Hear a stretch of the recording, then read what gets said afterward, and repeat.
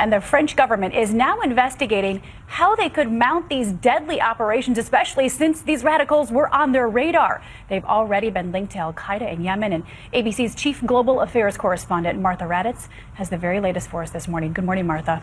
Good morning, Paula. These attackers were not only inspired by al-Qaeda on the Arabian Peninsula, there are now claims they were directed, financed, and trained by the deadly terrorist group.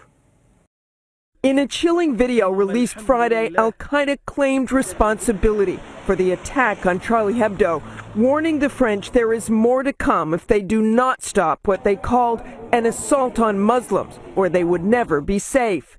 The two brothers, Sharif and Saeed Kouachi, along with the kosher grocery store attacker Ahmadi Koulibaly, were part of an al-Qaeda cell. Not lone wolves we have seen before, like the Canadian Parliament shooter, but radicalized Muslims seeking revenge against the West, views that likely grew more extreme during time spent in prison. You have somebody who is imprisoned for committing a crime. It could be a terrorism crime. It could be a non-terrorism crime. But they're often going to be exposed to other bad individuals. Koulibaly is believed to have converted to Islam while serving time for armed robbery in 2005. Koulibaly met Sharif Kouachi in prison and confirmed to French TV station BFM Friday afternoon that he coordinated his attacks with the Kouachi brothers. At least one of the attackers traveled to Yemen for training in 2011. Sharif Kouachi boasting to a reporter that the group was financed by Anwar al-Awlaki, the American-born al-Qaeda leader in Yemen, who was killed by a U.S. drone strike in September of 2011.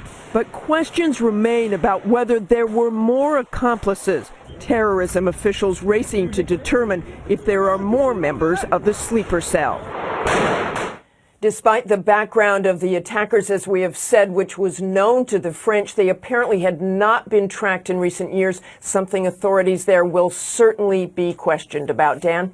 Martha, thank you. Here in America, an urgent warning has gone out to law enforcement officials in the wake of the attacks in France, and ABC's senior justice correspondent Pierre Thomas has that part of the story from Washington. Pierre, what are the specifics of this new warning?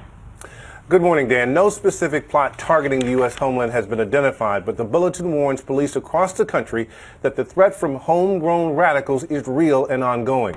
It calls for law enforcement to be on alert for any suspicious activity and to remain vigilant. It expresses concern about Americans going overseas to get training from al-Qaeda or ISIS and returning home to conduct attacks. It also warns about radicals using social media to encourage attacks by lone wolves, Dan. You know, we've been talking about this throughout the show, but I want to run it by you. Can't this attack in Paris be considered an intelligence failure? Officials knew the two men had ties to al-Qaeda, yet apparently nothing was done to stop them. Dan, it's clear French government officials will have some questions to answer. One of the two terrorists killed trained in Yemen, as Martha pointed out, and the question will be why? Why wasn't he and his associates under closer surveillance? But France has a serious issue with Islamic radicals, and their resources may have been stretched pretty thin. Yeah, that's the indication. It may have been a resources question. Pierre Thomas, thank you. And we want to tell everybody you can get the latest on the terror in Paris all day online and on your mobile device at abcnews.com. And there will